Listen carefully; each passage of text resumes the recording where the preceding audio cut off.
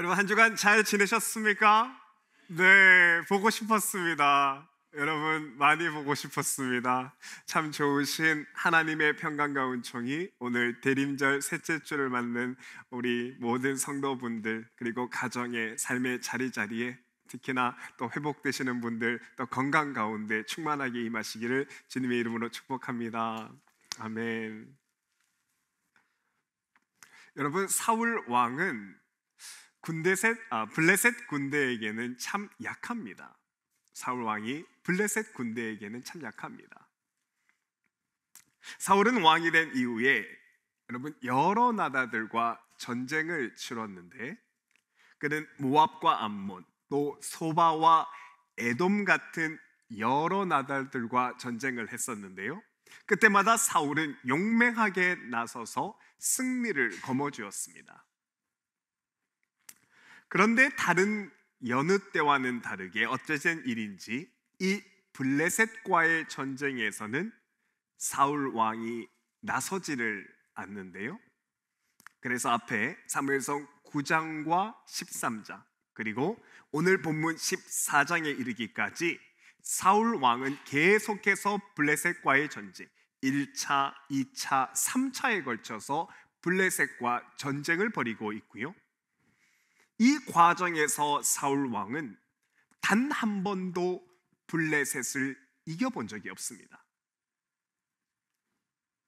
그도 그럴 것이 여러분 다른 나라들 모압과 암몬 그리고 에돔 같은 다른 나라들은 사실 그동안 이스라엘 백성들이 힘을 합쳐서 모이지 않아서 그렇지 이스라엘이 힘을 합치기만 한다면 그리 크게 어려움 없이 이겨낼 수 있는 상대였던 것이 사실입니다. 그래서 사울 왕을 주축으로 모인 이스라엘 군대들은 비교적 다른 나라와는 상대적으로 쉽게 이들을 제압할 수 있었지요. 하지만 블레셋 군대는 다릅니다. 이런 여타의 나라들과는 다르게 블레셋은 강력한 군대와 군대의 숫자를 가지고 있었는데요. 지난 시간에도 말씀을 나누었지만 블레셋은 군대의 숫자가 아주 많았는데 그래서 블레셋 군대를 볼 때에 해변의 모래알과 같다라는 표현을 사용합니다. 이건 블레셋 군대의 수가 세어지지 않을 만큼 많다. 손으로 군사들의 숫자를 다 셀 수 없을 만큼 군대의 숫자가 많다는 뜻인데 이렇게 블레셋 군대는 숫자가 많았고요. 뿐만 아닙니다. 여러분 블레셋이라는 말의 뜻은 바다를 건너온 자라는 뜻인데 블레셋 역사를 연구하는 학자들에 따르면 블레셋 사람들은 여러분 그리스 쪽 유럽에서 건너온 유럽 인종이라고 말을 합니다. 그래서 블레셋 사람들은 출신 자체가 키가 크고 몸이 큰 유럽 인종이라서 그 군대에 골리앗과 같은 거인들이 많았던 것이고요. 또한 일찍이 바다를 항해해서 가나안 땅에 건너 들어올 수 있을 만큼 잘 발달된 조선수를 가지고 있었기 때문에 여러 가지 그들이 가지고 있는 발달된 기술로 인해서 블레셋은 군대의 병거와 무기들을 만들어냈던 것입니다. 게다가 괭이와 삽만 들고 싸우는 이스라엘 군대와는 다르게 블레셋은 이미 철기 문화를 가지고 있어서 이 철기 문화를 바탕으로 각 군사 한 사람 한 사람이 철로 된 창과 그리고 철창을 가지고 있었던 것이죠. 그러니까 이것을 다 알고 있던 사울은 이제 블레셋과 싸워서는 이길 수 없다는 판단을 하고 그저 블레셋과 대치한 상황에서 항우를 벌릴 뿐입니다. 그리고 어쩌면 우연히 주어질지 모르는 그 기회를 하염없이 기다리고 있었을 뿐이었는데요. 하지만 여러분, 우리가 계속해서 사무엘서를 보아서 알고 있지만 이 블레셋과 전쟁을 할 때 전쟁의 승패는 절대로 군대의 힘이나 군사의 많고 적음에 달려 있는 것이 아닙니다. 전쟁은 하나님께 속해 있는 것이기 때문에 이 전쟁은 이스라엘과 사울 왕이 하나님을 믿는 믿음이 있느냐 없느냐 이것이 관건인 것이죠. 그래서 하나님은 사울을 처음 왕으로 부르셨을 때 사무엘상 9장 16절에서 사울에게 약속을 하시며 이 약속으로 그를 담대하게 하셨습니다. 너는 사울에게 기름을 부어 내 백성 이스라엘의 지도자로 삼으라. 그가 내 백성을 블레셋 사람들의 손에서 구원해 내릴 것이다. 여러분, 이 말씀은요, 하나님이 너 사울 왕을 블레셋에게서 이스라엘을 구원하기 위해서 왕으로 세우셨으니까 네가 하나님을 온전히 의지하고 신뢰할 때 하나님이 너를 통해서 반드시 역사하실 것이라는 그 약속을 명확하게 주신 것입니다. 사울을 통해서 하나님이 승리를 주시겠다는 그 약속이 사울을 왕으로 부르실 때 하나님이 이미 정해서 주신 것이죠. 하지만 하나님이 이 전쟁의 승패를 주관하시는 주관자라는 믿음이 없었던 그 사울은 언젠가부터 하나님을 의지하지 않고 자꾸만 자기 손에 있는 이스라엘 군대의 숫자를 세워가며 그 군대를 의지합니다. 그리고 이 군대를 규합하기 위해서 두 가지 이상한 종교적인 행동을 하는데요, 여러분, 이 종교적인 행동이 얼핏 보면 사울이 믿음이 있는 믿음의 행동인 양 그렇게 보이지만, 그렇게 우리를 착각하게 하지만 아닙니다. 이 사울의 행동은 정말 말 그대로 종교적인 행위를 하는 것뿐이지 하나님을 의지하려 하는 신앙인의 행동은 아닌데요, 사울이 오늘 사무엘상 14장에서 보였던 두 가지 종교적인 행위가 두 가지인데 이것입니다. 첫째로, 사울은 이 전쟁에서 이겨보겠다고 언약궤를 들고 나옵니다. 본문 18절에 보면 이러합니다. 사울이 아히야에게 이르되 하나님의 궤를 이리로 가져오라 하니 그때 하나님의 언약궤가 이스라엘 자손과 함께 있었다라고 말합니다. 여러분, 여기서 언약궤를 전쟁에 들고 나왔다라고 하니까 여러분 떠오르는 게 있으시죠?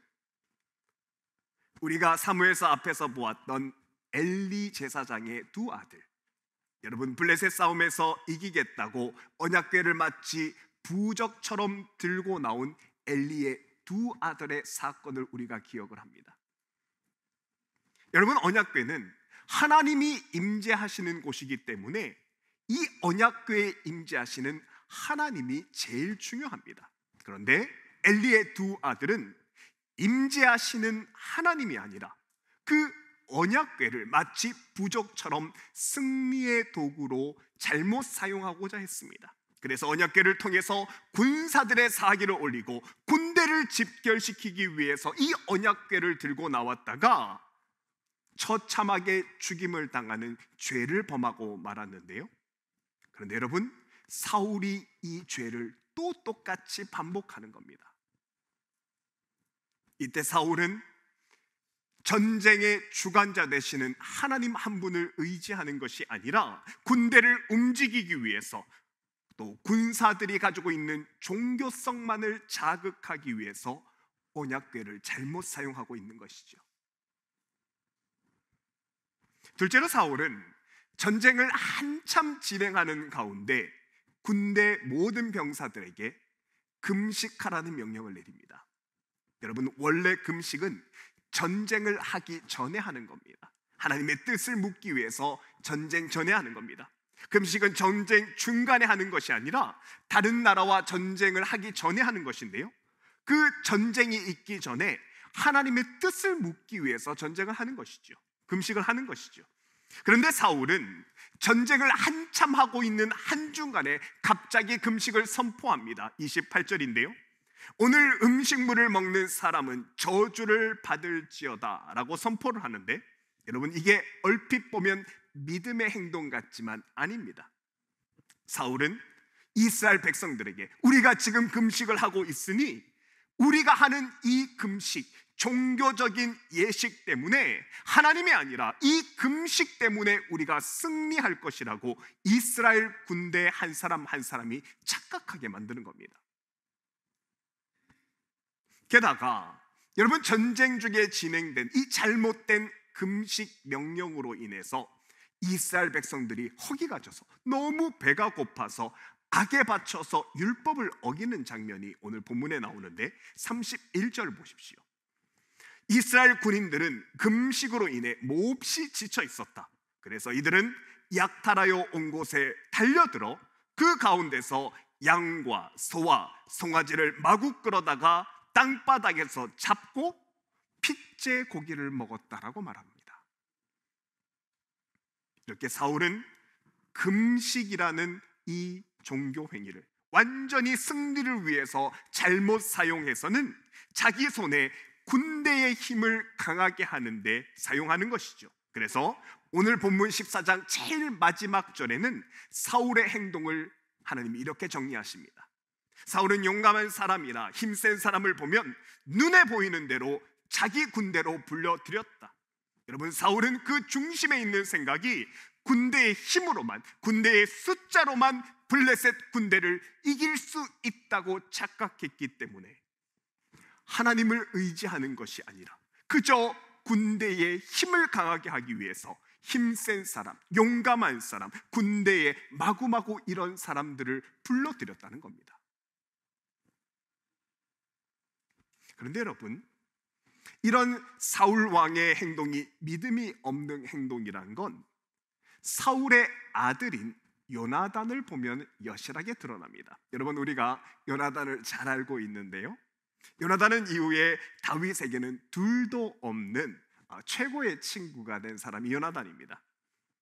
요나단은 사울의 아들이자 또한 다윗의 친구고 또 왕자였기 때문에 요나단은 사울 왕이 블레셋과 항우를 벌일 때 요나단도 그 전장에 함께 있었는데요, 그런데 이 우물쭈물하는 아버지의 믿음 없는 모습을 참다 못한 이 요나단이 사울 왕 몰래 적진으로 들어갑니다. 그리고 블레셋 적진으로 들어가서 블레셋 군대를 20명을 쳐 죽이는데, 이렇게 블레셋 군대 20명이 죽게 되자 블레셋 군대 온 전체는 공포에 질려서 사기가 꺾이기 시작했고, 그래서 결국 블레셋은 다 도망하게 하는 결정적인 역할을 요나단이 하게 됩니다.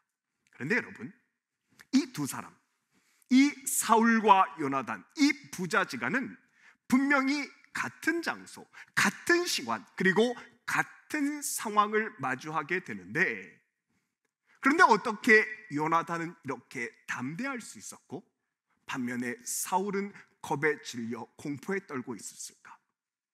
이 둘 사이에는 어떤 차이가 있는 걸까? 도대체 어떤 것이 이 둘을, 이 요나단과 사울을 다른 행동을 하게 하는 것일까? 여러분, 이것은 안정감의 차이입니다. 안정감. 심리학의 한 분야에 보면 여러분, 긍정심리학이라는 분야가 있습니다. 이 긍정심리학자들은 어떻게 하면 사람들이 자기 일에 더 재미있게 몰두할 수 있을까를 연구하는 사람들인데요, 이 긍정심리학자들이 재미라는 것, 재미있다라는 것을 이렇게 정의합니다. 첫째로, 재미는 일상적이지 않고 독특하고 특이할 때 재미가 있습니다. 그렇죠, 여러분? 그리고 둘째로, 재미는 예측이 불가능하며 느닷없이 무엇이 갑자기 나타났을 때, 기대하지 않았는데 갑자기 나타나면 재미가 있습니다. 서프라이즈인 것이죠.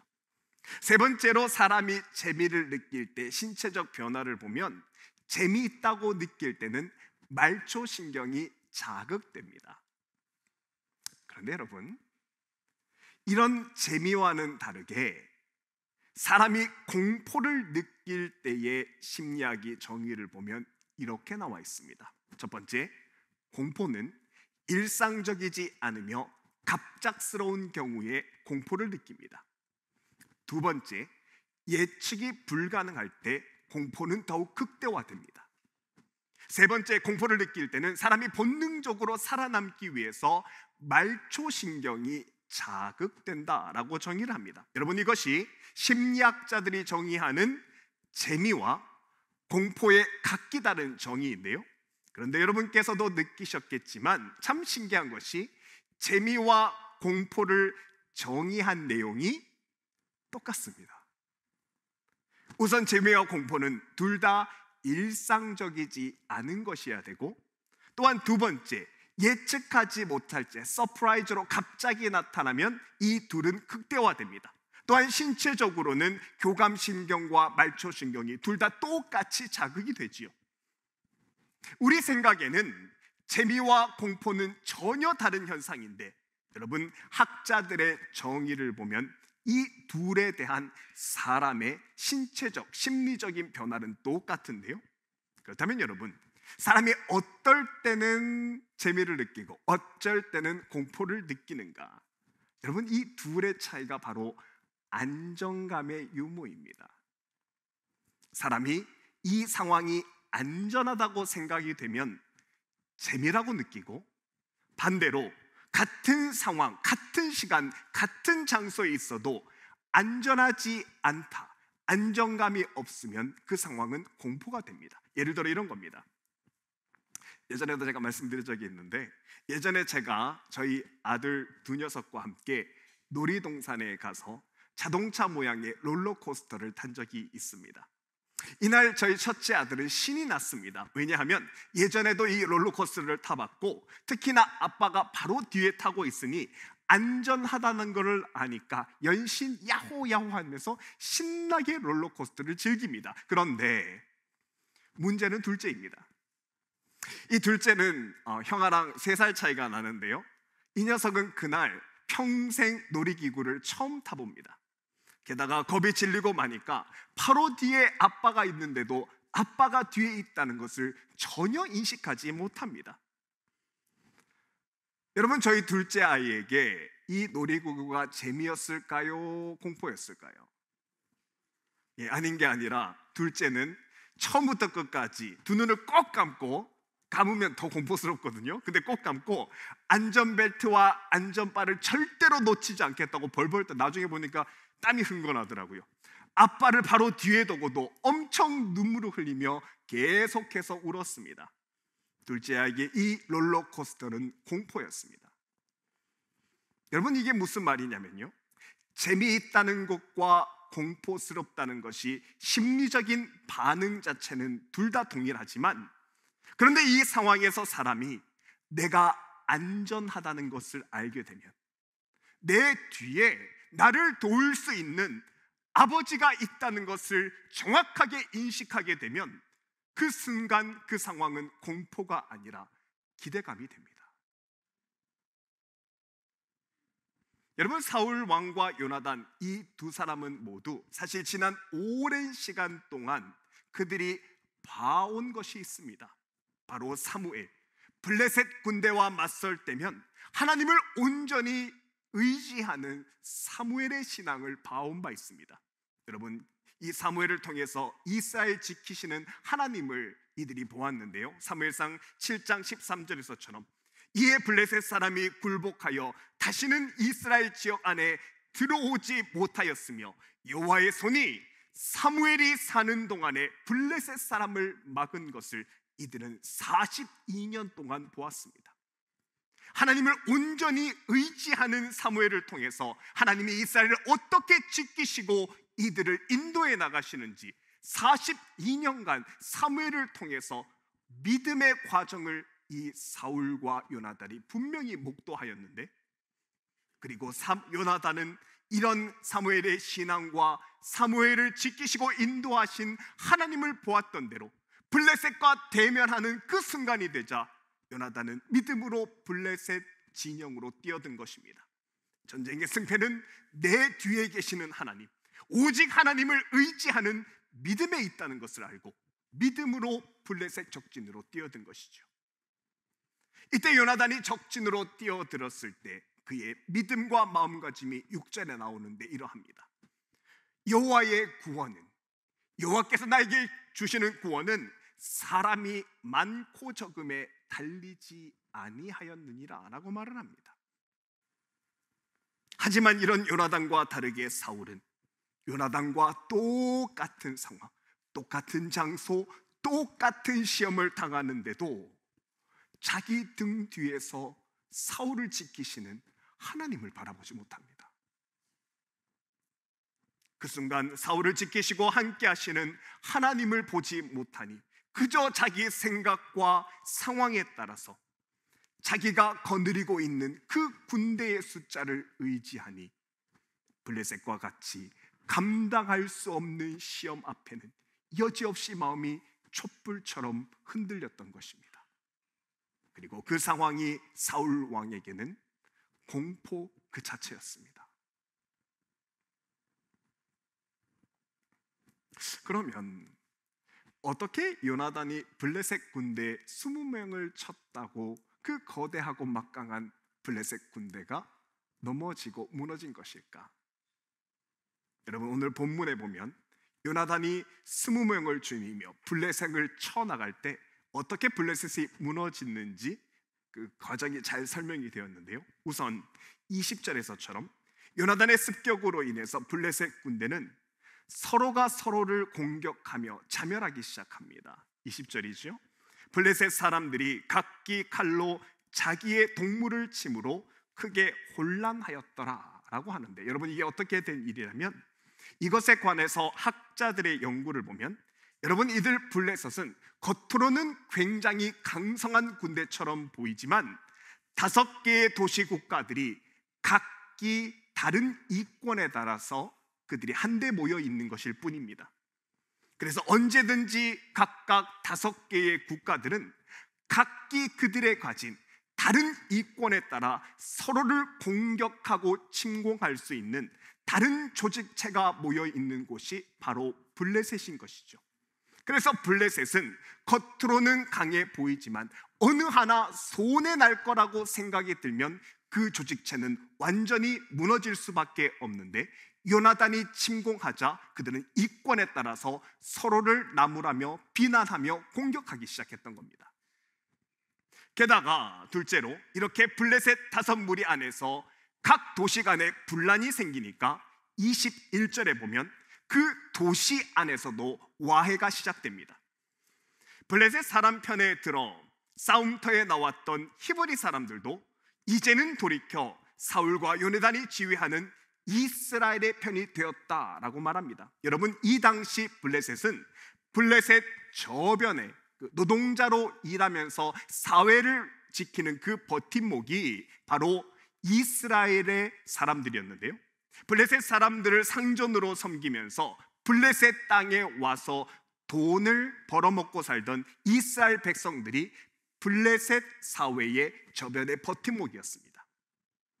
블레셋 사람들은 블레셋에 와서 하인처럼 일하던 이런 용역들을 히브리인이다, 히브리 사람이라고 불렀는데, 그런데 요나단이 블레셋을 공격하기 시작하니까, 그래서 블레셋 군대의 분란이 시작하니까 원래 태생 자체가 이스라엘 백성이었던 이 히브리 사람들이 그때부터 변절하여 이스라엘 군대를 돕기 시작한 겁니다. 여러분, 이게 무슨 말인지 아시겠습니까? 블레셋 나라의 용역처럼 일하던 이 사람들이 요나단이 힘을 내어 블레셋 군대를 공격하니까 그 사람들이 상전인 블레셋 사람들을 버리고 이스라엘 군대에 합류한 겁니다. 또한 이렇게 블레셋이 무너지기 시작하니까 22절에 이런 일도 생깁니다. 또 전에 산간지방으로 들어가 숨었던 이스라엘 사람들도 블레셋 사람들이 치고 달아난다는 소식을 듣고 모두 뛰어나와 블레셋 군인들을 뒤쫓으며 싸웠다. 그날 주님께서 이렇게 이스라엘을 구원하셨다. 이게 하나님의 방법입니다. 여러분, 하나님은 감당할 수 없는 어려움과 전쟁 앞에서도 오직 하나님을 신뢰하며 적진으로 향했던, 어떻게 보면 무모할 수 있는 이 요나단 한 사람을 통해서 하나님이 어떻게 요나단에게 승리를 주셨는지, 그렇게 세상 눈으로 봤을 때는 절대로 넘어가지 않을 것 같은 블레셋을 어떻게 무너뜨리신지 하나님이 하나하나 설명을 해주시는 겁니다. 그래서 여러분, 성경에서 하나님은 말씀합니다. 이 전쟁은 군대의 숫자에 속한 것이 아니라 하나님께 속했다고 말을 하는 겁니다. 이 전쟁의 어려움은 칼과 창이 주는 그 세상 힘에 달려있지 않다고 말하는 것입니다. 왜냐하면 내 앞에 전쟁이 아무리 강해 보이고 도저히 풀 수 없는 문제 같아 보여도 여러분, 그 전쟁의 해결은 어디를 치면 단번에 상대가 끝나는지 분명히 알고 계시는 하나님의 손에 붙들려지면 그 문제는 한순간에 해결되는 겁니다. 그러면 그 믿음의 사람은 승리를 거머쥘 수 있는 것이지요. 왜냐하면 하나님은 이 전쟁을 통해 이 믿음의 한 사람이 믿음을 가지고 하나님을 의지하는데 하나님의 온 관심이 있기 때문에 이 전쟁 같은 어려움 속에서도 내가 하나님을 신뢰할 수 있다면, 그 믿음을 가질 수 있다면, 그 믿음을 하나님 안에서 꼭 줄 수 있다면 여러분, 그 다음은 하나님께서 해결해 주시는 겁니다. 사랑하는 여러분, 우리 삶에도 오늘 본문에서처럼 감당할 수 없는 어려움이, 정말 블레셋과 같은 그 삶의 고난이 우리 삶에 있습니다. 경제적인 어려움, 또 여러 가지 신분의 어려움, 또 재정의 어려움, 건강의 어려움, 그 중에 어떤 문제는 너무나 힘들어 사울 왕이 당면했던 것처럼 하나님이 안 보일 때가 여러분 있는 것이 사실입니다. 그런데 여러분, 그래서 하나님께서 우리에게 오늘 대림절을 맡게 해주시는 겁니다.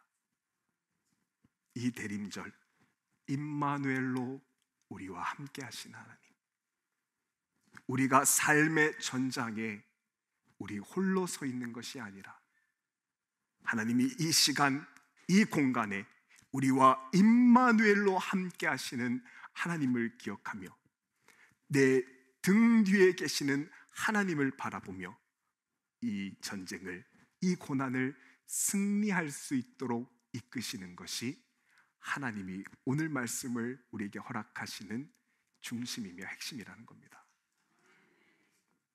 그래서 하나님께서 예레미야 1장에서 이렇게 말씀하셨습니다. 너는 그들 때문에 두려워하지 말라. 너는 그들 때문에 두려워하지 말라. 내가 너와 함께하여 너를 구원하리라.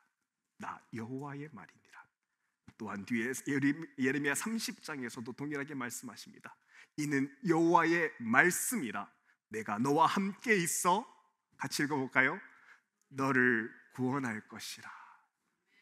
이 말씀으로 하나님은 그럼에도 그 전쟁 가운데서도 우리가 하나님께 소망을 두며 하나님만 온전히 의지하는 우리에게 하나님이 함께 하시며 도우시며 회복과 승리를 주시는 것입니다.